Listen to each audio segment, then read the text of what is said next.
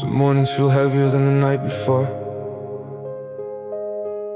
I open my eyes before the sun remembers my name. The room is quiet, but my mind is already awake, writing chapters nobody else will ever read.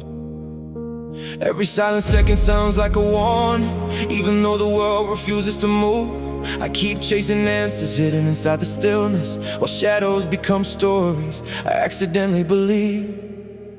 Inside the noise, I'm searching for my voice, trying to breathe through 1,000 broken thoughts. Maybe this storm was never here to break me. Maybe it came to show me who I really am.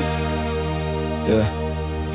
There are mornings when the light reaches me first. It slips through the cracks before hope finds a way in. One smile can rescue an entire day. One sunrise can rewrite a lifetime of darkness. I'm beginning to understand that not every whisper speaks the truth. Not every fear deserves a home inside my head. The strongest walls were never built around my body. They were built from the words I kept repeating to myself. Inside the noise, I finally hear the silence. Not because loud, but because I stopped believing every echo and found a heart that beats louder than the doubt.